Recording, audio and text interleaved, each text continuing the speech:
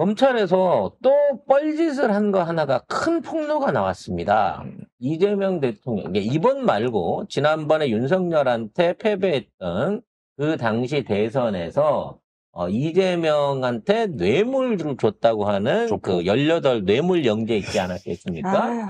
그 뇌물 영재와 연관해서 썼던 편지들, 당시 변호사가 공개했던 편지들이 조작이 돼 있는 정황을 발견하고도 여기에 대한 발표를 검찰이 덮었다는 거죠. 아예 안 했다라고 하는 정황이 나왔고, 그로 인해서 당시에 이러한 그 편지들을 공개했던 변호사에 대해서 실형이 선고가 됐습니다. 관련한 뉴스 확인해 보겠습니다. 네. 자, 2022년 대선 직전인 2021년 12월에 국민의힘이 조직폭력배로부터 이재명 후보가 뇌물을 받았다는 의혹을 제기하면서 관련 편지를 공개를 하게 되죠. 자, 그런데 이 필적 감정에서 주임 문서 감정관이 편지 내에 이재명 후보 관련 부분과 나머지 부분의 필적이 다르다라는 의견을 냈지만 선임 감정관에 의해서 정당한 사유 없이 배척을 당하게 됩니다. 그러면서 감정관들의 공통된 의견을 도출하지 못했다. 이렇게 애매한 형태로 마무리가 돼버리게 됐죠. 근데 대선이 끝난 후에 이 의혹은 조작된 허위 정보로 밝혀졌고요. 당시 감정 과정에서도 조작 가능성을 지적하는 내부 의견이 무시됐다라고 이제 와서 밝혀진 거죠. 그 당시에 진짜. 이 뉴스가 얼마만큼의 표에 영향을 미쳤을지는 모릅니다. 제일 큰 건 대장동이었긴 했지만. 아니, 근데 그 안에 계속 뭐 조폭 그런 얘기들이 네. 돌고만 있다가 결국에 이거를 이 국짐에서 꺼내놓으면서 야, 맞네, 이렇게 돼버린 거라니까, 그때. 그래서 뭐 조폭 의혹부터 시작해서 그 당시에 저희가 로타리파 비롯해갖고 흥남 조폭 조직 관련된 그 족보도 쭉 공개를 해드렸습니다만 그쪽 조직들하고는 제가 옛날에 샤오미 배터리 대리점 사업할 때부터 알고 있어서 그런데 그런 류의 규모의 일을 벌일 수 있는 그런 집단이 아니고요. 성남시 안에서도 장사를 못 해갖고 인천 부천에 원정해갖고 장사하던 조직들이에요. 근데 거기에 있는 조직원 하수 이 꼬맹이 18살짜리가 현금을 들고 가갖고 뇌물을 주고 뭔가 사업을 하려고 했다고 하기에는 그만한 사업을 할 게 없다니까, 일단 기본적으로. 그러면 여기에 대한 증거를 찾기 이전에 과연 정당한 청탁 내지는 과연 있을 수 있는 청탁이었는가라는 부분에서 수사를 시작했다고 하면 이건 기사거리도 안 됐을 거예요. 아니, 그거는 이제 그 국짐에서 기자회견 한 놈들이 잡혀 들어가야 되는 소리지. 원래. 결국은 돈도 없었고 돈이라고 내놓은 증거도 없었지만 제일 중요한 게 뇌물을 주고받으려고 하면 뭔가 청탁을 해야 될 건수가 있어야 될 거 아니야. 그러니까 내가 이 돈을 줬어. 이재명한테 줬다 그러면 이재명한테 바라는 게 있어야 돼. 목표가 있어야 돼. 왜가 있어야지.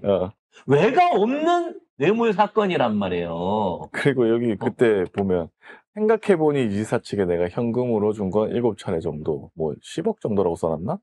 아무튼 생각해보니라고 해놨어, 갑자기. 그러니까 이유도 없는데 돈을 갑자기 줬대. 그것도 10억을.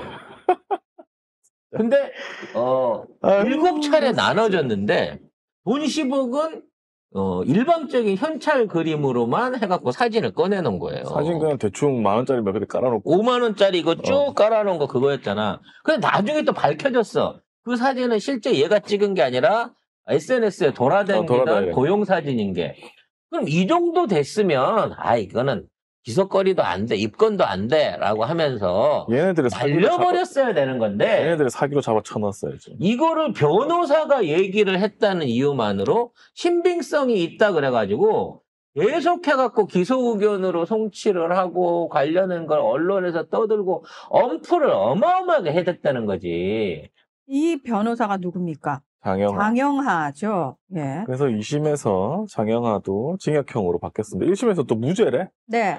장영하 국민의힘 성남시 수성구 당협위원장이 1심에서는 무죄를 받았죠. 하지만 2심에서는 징역 1년에 집행유예 2년을 선고했다고 합니다. 들어가지도 않을 거잖아. 집행유예. 집행유예 2년이네요. 네. 그래서 이제는 어찌됐거나 이제 변호사 저거 자격증 날려야 되는 거고요. 변호사 뭐 하는 자격증을 짓이야, 날려야죠. 진짜. 더 중요한 건 인간 새끼. 저거를 누구의 사주를 받아서 저 지랄을 했냐. 그걸 밝혀야겠죠. 이걸 밝혀야 됩니다. 이 판결이 나오자마자 뜬금없이 그동안 묻혀 죽은 줄 알았던 가을 낙엽이 갑자기 튀어나왔고 이재명 정부가 오늘 나왔어요. 갑자기. 이재명 어저께 나왔군요. 이재명 정부가 지금 민주주의를 흔들고 있다. 하나만한 소리라고 펄펄 뛰고 난리를 치고 있거든요. 은퇴 안 했어 아직? 아, 뭐 하고 있어 그 사람? 긁힌 것 같아요. 그러니까 한동훈이 나와가지고 지금 막 그 마약 백혜령 얘기. 영정 지랄 연병하는 것처럼 조용히 있던 이낙연이가 갑자기 어제부터 튀어나와가지고 이재명 정부가 민주주의를 망친다고 그러면서 적극적으로 대응을 해야 된다 그러면서 막 아가리를 털고 있다는 거죠. 이 새끼 분명히 뒤에 연결고리 있는 거 아닌가 싶은 생각이 듭니다. 네. 자, 네. 이낙연이요, SNS에 민주당 사법개혁안이 확정됐다. 대법원장 몰아내려고 주먹을 휘두르던 민주당이 이번엔 법으로 사법부를 파괴하려 든다. 이렇게 썼습니다. 이 새끼 아주 입을 꽁꽁 싸매. 근데 아주. 베네수엘라는 맨날 나와. 베네수엘라는 왜 자꾸 나오는데? 우리나라 지금 대법관 증언은 베네수엘라 독재자 우고 차베스의 수법이다. 발전 잠재력이 컸던 베네수엘라는 그때부터 혼돈의 나락으로 추락했다. 베네수엘라 죄송합니다 진짜. 야, 이 새끼야, 내가 공부하라고 했지. 니들은 더럽게 공부를 안 해요. 자, 베네수엘라 우고 차베스 대통령은 그전까지 베네수엘라가 미국 기업과 독재 정권, 그리고 극우들에 의해서 난도질 당하고 있는 거를 차베스 대통령은 미국 기업 몰아내고 석유를 국유화하면서 말 그대로 베네수엘라 국민들을 위한 정치를 하기 시작한 사람이야, 이 새끼야. 그래서 달러 안 쓰고 비트코인 써가지고 엄청나게 차익도 많이 남겼고 그리고 가장 중요한 게 그거예요. 대법관 증언으로 갖고 입법부와 사법부의 어떤 경쟁 관계를 만들어낸 최초의 정치인은 누구냐면 루즈벨트예요. 네? 니들 좋아하는 미국 사람이 그거 시작했다고. 루즈벨트가 대법관 증언 느린다 그러니까 대법원에서 그렇게 루즈벨트 관련한 전쟁 관련한 뭐 군수법이나 이런 거 안 해주다가 깔끔하게 털고 다 해줬어. 그래서 그때부터 대법관 증언하는 게 일종의 사법부하고 입법부 간의 헤게모니 싸움이 될 수 있었던 첫 아이디어를 루즈벨트가 꺼내놨다고. 아우, 진짜 너무 짜증나는 게 베네수엘라식 독재 이딴 식으로 하여튼 공부 안 하는 새끼들 너무 짜증이 나고요. 그다음에 문영배 전 헌법소장도 뭐라고 얘기를 했냐면 대법관 증언을 막는 대법원은 모순이다. 대법관 한 명당 지금 1년에 3,000건 이상을 들여다봐야 되는데 이런 나라가 어딨냐. 얼마나 바쁘면 해외 출장 13일 가면서 7만 건 문건을 챙겨갖고 현지에서 보고 미친 거야. 해외에 체류하고 있으면서 자기 재판부 소부의 판결을 원격으로 다 내리겠냐고. 불법까지 저질러가면서. 불법까지 저질러가면서. 나는 진짜 이 이낙연이가 이게 아직도 살아서 이렇게 입을 나부거리고 있다는 이 사실 자체가 너무 화가 나요. 그러니까 이 이제 새끼는. 뭔가 대장정도 그렇고 이런 사건들 그러니까 지난번 그 대선 27만 패배 때에 어떤 그 여러 가지 숨겨졌던 비화들이 드러나기 시작하면서부터 하나하나 자기가 뭔가 외투가 벗겨지는 느낌이 드나 봐요. 지금 당장에 또 지방선거도 얼마 안 남은 상태에서 내가 그래도 여수, 순천, 목포 이쪽은 꽉 잡고 있지 이런 착각을 하고 있는 게 이낙연인데 이번 기회에 완전히 이낙연 파벌들을 아니, 또 나와. 강남에서도 나와서 처리해내야 될것 돈이나 같아요. 풀고 그냥 다시 찌그러지세요. 돈을 잘 안 풀어요. 아니 어차피 그 돈을 써야 되잖아. 지 돈을 써야 되잖아. 제가 지난번 총선 때 그 여수 내려와가지고 제가 한번 직접 만나진 않았지만 그쪽 사람들하고 같이 얘기를 했었거든요. 여수에다가 카지노를 만들어준다. 이낙연이가? 이낙연이가. 그래갖고 그거를 와가지고 또 안나절을 거기서 공약을 하고 펴달라고 그지랄하고 가더라고요. 아직도 지 돈 써가지고 뭐 할 생각은 없고. 근데요. 이낙연이가 무슨 힘으로 카지노를 만들어줘요? 아, 몰라. 국회의원만 뽑아주면 거기다가 지검장. 아무것도 없는 섬에다가 카지노를 만들어갖고 해외 자본을 오냐, 너 유치해요. 말 잘했다. 그럼 너는 전남 도지사도 하고 국회의원을 지난 수십 년간 하면서는 왜 그런 거 안 했냐? 왜 그때는 안 했어? 나한테 떼먹은 국회의원 홍보비나 내놔. 어? 제가 옛날에 아니, 결론이 계속 그쪽으로 가버리면 앞에 얘기가 다 신뢰성이. 뭔가 내가 사심 때문에 이러는 네. 거야. 안 근데 됩니다. 난 이미 그때 알아본 거지. 아, 이 새끼는 사람들로 아니구나. 어? 아무튼 제가 진짜 포레스트인 건 맞는 것 같습니다. 포레스트 안 엮인데 송이에요. 그러니까 안 엮인 사람이요. 안 엮인 사람이었어. 근데 중요한 게 뭔지 알아요? 저한테 미움받은 사람 치고 살아남은 사람이 없습니다. 다 살 맞아서 가고 있거든요. 애기 동제 시켜가지고 살 던지고. 있나요? 조만간 낙연이도 살을 좀 쳐맞아야 될 것 같아요. 아니, 근데 아, 근데- 어쨌든 이 기사는 검찰이 대선에 개입했다는 소리예요. 검찰이.